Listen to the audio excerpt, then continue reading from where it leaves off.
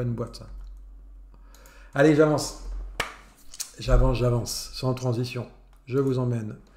Maintenant, on va aller voir la performance du groupe GFT.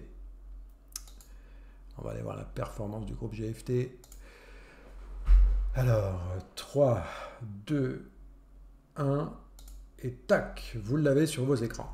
Alors, la performance d'hier, elle est ici pour le groupe. C'est 417 $.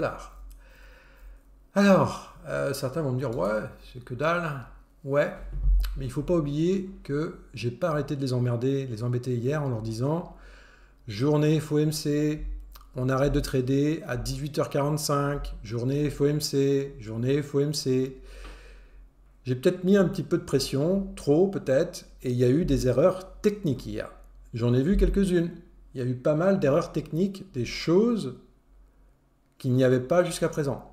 Alors, il est vrai que lundi, on a retravaillé la gestion de risque, on a amené de nouvelles notions pour protéger un peu. D'ailleurs, vous le voyez, quand on se protège plus, bah, bizarrement, en termes de performance, on fait moins. Et oui, parce qu'en se protégeant plus, on sort plus souvent aussi du marché. Donc, quand on sort du marché avec des petites pertes, ça vient impacter aussi. Alors que là, on avait un truc beaucoup plus, comment on pourrait dire, qui laissait aller les prix, voyez, et on avait de la perf assez notable au-dessus le kilo, au-dessus le kilo. Et là, vous voyez, depuis 3 jours, bon déjà, c'est vert, encore une fois, donc ça, c'est super cool, mais ça a un impact sur la perf dans, on va dire, sur les max. Mais aussi, sur les rouges, pour le moment, ça tient. Donc, c'est trop tôt pour dire, c'est des actions qu'on a mis en place depuis lundi, comment dirais-je, vont permettre d'aller chercher les 3% attendus, hein, rappelez-vous, hein, moi ce que je vise pour le groupe, c'est cette ligne rouge là, pour le moment on est en dessous. Ça, la ligne rouge, c'est l'objectif qu'on s'est fixé en début du mois, et là on est en dessous. Donc, est-ce que les actions mises en place pour le groupe vont nous permettre de repasser au-dessus de cette ligne et d'atteindre l'objectif? C'est trop tôt pour le dire. C'est trop tôt pour le dire. Et d'autre part, c'était une journée FOMC. Donc, une journée où la durée du trade était moins longue. Et c'est vrai que j'étais un peu insistant sur ce côté FOMC où il faut faire gaffe. Mais notez quand même qu'il n'y a pas eu d'excès d'un côté comme de l'autre. On voit qu'en termes de traders gagnants, il y a eu un trader sur 2 qui a gagné et un autre qui a perdu. En termes de valeur absolue, hein, vert ou rouge. On voit que le win rate était moyen, hein, très très moyen. Voilà, donc c'est une journée, on va dire, particulière. Donc on obtient des résultats particuliers. Voilà, et à 18h45, 19h, il n'y avait plus personne sur les marchés. Il n'y avait plus personne, l'équipe n'avait pas à trader. Certains ont retradé après 21h. Ok ? Mais voilà, il faut les laisser passer le temps. Ouais, le matin, pourquoi pas. Trader le matin, pourquoi pas. Donc, j'ai eu des questions. Ouais, vous avez beau avoir la même stratégie, il y a quand même des gros écarts entre les traders. Et j'ai regardé rapidos, mais sans trop pousser encore l'analyse, le pourquoi du comment. Déjà, ce qu'il faut savoir, c'est qu'on a 2 instruments financiers qu'on peut trader. Il y a le MNQ. Alors, je vais me remettre en global. Voilà. Donc, on a le MNQ ici. Et puis, il y a, le MNQ, là, qui amène le maximum de gains et de pertes, parce que c'est là où il y a le plus de monde. Et puis, il y a le MYM.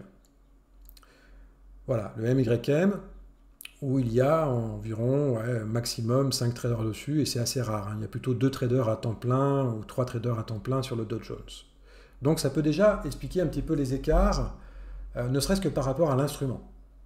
Ok, ça c'est le premier des constats. Et vous voyez que finalement, sur ce Dow Jones, quand on raisonne, ça monte tout doux, mais ça monte. Vous avez vu le Nasdaq versus Nasdaq. Nasdaq, ça montait dur.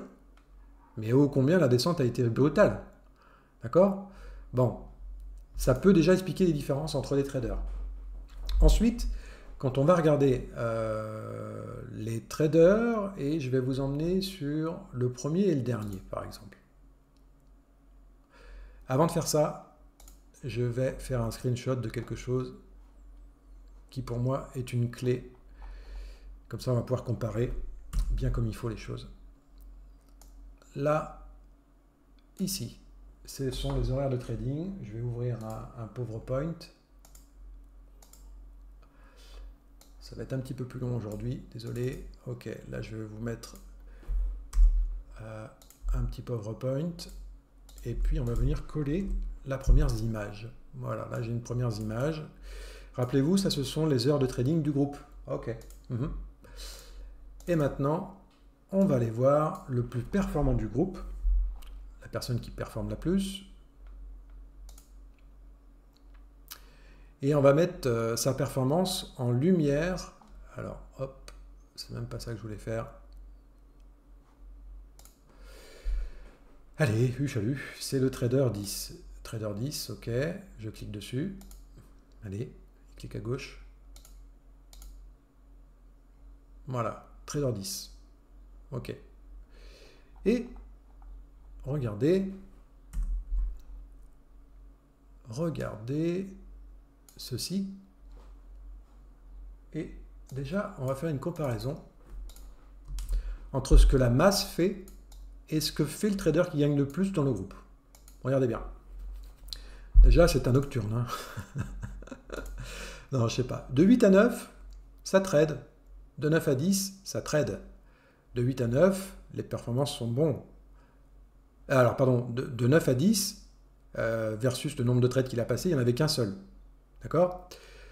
Le groupe en passe beaucoup ici. Regardez, ça fait une cloche là, comme ça. Hein, le graphique qui fait une cloche. Lui, la cloche, elle est beaucoup plus loin. Elle est sur le coup de 11h midi. Lui, il est plutôt sur le coup de 11h midi. Le groupe, il est plutôt sur du 10h, 11h avec le 9h, 10h, qui est une saloperie. Regardez, lui, là. Sur le 9h, 10h, il n'en a fait qu'un seul. Puis je crois que ça devait être au début, il a dû comprendre le truc. Et rapidement, il s'est mis sur des heures où il sait qu'il a les stats avec lui. Déjà.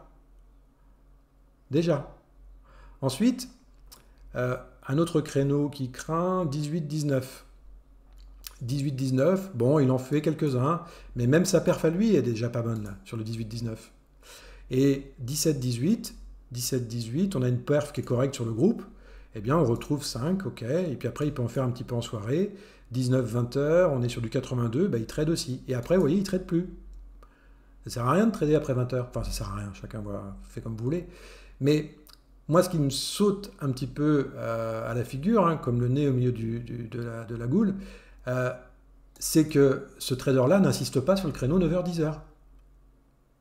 Il n'insiste pas. Il en a passé un, il a dû comprendre que ça marchait. Enfin, si, ça a marché pour lui, mais on en a parlé avec le groupe. Et depuis, ben regardez, il insiste sur le créneau 11h midi. Alors, les pertes sont quand même bonnes pour un seul trader. 71% de win rate. Ok? Donc ça peut être une explication. Et maintenant, on va aller voir, peut-être, entre guillemets, allez, on va aller voir le dernier. Alors le dernier, c'est aussi malheureusement des gros daily stop. Hein, des gros daily stop. Alors est-ce que ça va être suffisamment explicite? Bah, je trouve que oui, en fait. Regardez. Hop. Je vais faire ça tout de suite. Hop. Je vais me mettre ici. Hop. Je colle. On va zoomer tout ça pour bien que vous voyez. Regardez-moi ça. Ok, alors rappelez-vous, à gauche, la perf globale du groupe. Ici, c'est la perf du good. Regardez. Donc on a dit, celui qui est en tête, pour le moment, ne trade très peu de 9h à 10h. Regardez, celui qui, malheureusement, s'est mangé 2 délits, de 9h à 10h. Qu'est-ce qui se passe là? Qu'est-ce qui se passe là? En fait, je pense qu'on a tous envie de trader le matin. C'est du FOMO, ça. C'est du FOMO. Et en plus, l'horaire ne convient pas. Donc, regardez, c'est quand même... Et en fait, je pense qu'en décalant simplement ce même trader sur des créneaux où on a un taux de réussite élevé, il va performer davantage. J'en suis convaincu. J'en suis convaincu. Regardez 18-19. 18-19, il en passe 13. Regardez le trader qui gagne, le nombre de trades qui passe par rapport aux autres. C'est sur la même période de temps.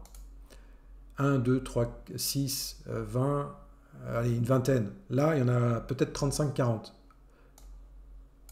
Pas besoin de trader plus. Une cuillère suffit. Sérieux. Moins de trades sur des périodes définies. Et après, on pourrait rentrer sur les setups. Mais là, les setups, je ne vais pas non plus tout vous montrer sur les setups. Mais on m'a posé la question, c'est quoi les écarts si tu as la même stratégie? Déjà, les traders ont le choix des horaires à trader. Les traders ont le choix du levier associé. Qu'est-ce qu'il y a d'autre? Et maintenant, depuis lundi, il y a plus d'opportunités, parce qu'on a mis quelque chose en place qui fait qu'il y a plus d'opportunités. Donc, un filtre supplémentaire qui est plutôt sur le trader en question, peut-être qu'il met des filtres supplémentaires, etc. Mais cette personne-là là, qui a fait cette perf-là, on discute, et je sais qu'elle est performante. Simplement, il y a eu 2 daily stop, et quand je vous dis que le trading, ça se joue sur peu de choses, les 2 daily stop, alors il y en a un, je pense que c'était de ma faute, c'était le vendredi noir, etc. Donc voilà. Mais le deuxième qui s'est mangé, en travaillant les horaires, en travaillant ce qu'il fait vraiment en ce moment. Hein. Moi je pense que, regardez son graphe en ce moment, c'est top. Hein. Ça, on sent qu'il y a du travail de fait pour... Ça c'est un travail, ça c'est vraiment l'envie de bien faire, hein, je vous assure. Et là, c'est pas de bol. Mais là, il y avait un levier de trop, je vous l'ai dit. Il y avait un levier de 2, alors qu'on aurait dû être en levier de 1 ici. Déjà, il serait là. Et là, c'est pareil. Il y a un super travail qui est fait. Et depuis lundi, ça marche plutôt pas trop mal. Mais là, on pourrait en parler des heures et des heures. On pourrait en parler des heures et des heures. Et globalement, le groupe respecte super bien la stratégie. Mais on arrive on est à mi-parcours. Hein. C'est le 10e jour. On est à mi-parcours. On a vraiment des écarts sur les courbes de chacun, quoi. Et ça, vous pouvez avoir tout le temps les mêmes setups au sens... un setup, c'est quoi finalement? Un setup, c'est le plus simple possible. Ça peut être une figure, ça peut être une touchette d'un niveau, etc. Mais si le trader décide de ne pas le prendre ou de le prendre en fonction du contexte qu'il a avant, en fonction de l'horaire, eh bien on a des résultats qui sont complètement différents. Paradoxalement, ce sont les horaires qui privilégient les influenceurs et autres vendeurs de méthodes comme celui du matin. Ouais. 9-10, tu mets 15-16 à éviter. Ouais. Ah oui. Regardez. Pardon. Du peu, c'est ça aussi que je voulais vous dire. Et ça témoigne d'une discipline de fer. Où est-ce qu'elle est? Regardez. Et dites-moi si vous voyez un trade qui a été passé sur le trader qui gagne de 15h à 16h. Est-ce que vous en voyez un trade de 15h à 16h? Il n'y en a pas un seul. Il n'y en a pas un seul. C'est un trader qui est discipliné et il sait qu'il n'a pas à trader de 15h à 16h. Regardez en dessous. Il n'y en a pas non plus. Donc c'est très bien aussi. Parce que je l'ai interdit. Mais au début, on pouvait trader à 15h35, 15h45. Ok. Il n'y en a pas. Mais il n'y en a pas aussi en haut. Donc, c'est bien et bien. Ouais, mais si. Voilà, donc déjà, l'horaire de trading, c'est primordial pour moi. Et ça me conforte dans cette idée-là. Moi, j'avais déjà étudié mon trading à la loupe quand je faisais du scalping avec beaucoup de data et je savais que j'avais des horaires à éviter. Et quelquefois, je tradais quand même. Vous voyez, les horaires, c'est la base. Donc, quand vous voyez des gens qui sont déjà en position... bon. Donc, les horaires. Et puis, un setup, c'est sympa, un setup. C'est bien. Ça permet de dire oui ou non. De choisir votre camp. C'est très bien. Mais après, vous voyez qu'il y a une appréciation au trader de dire celui-ci, je le prends plutôt qu'un autre. Pareil pour le levier. Un trader qui va être en danger le matin, eh bien, vous pouvez être sûr, un trader bon, l'après-midi, il ne va pas avoir un levier élevé. Il va essayer de se remettre en confiance dans l'après-midi avec un petit levier. Et s'il voit qu'il repasse dans le positif, s'il a le mental pour, soit il s'arrête, déjà d'une part, moi j'aurais tendance à m'arrêter, ou soit il continue tranquillou avec le même levier. Et peut-être qu'à la fin de la journée, il va tenter un levier 2 parce qu'il a du gain.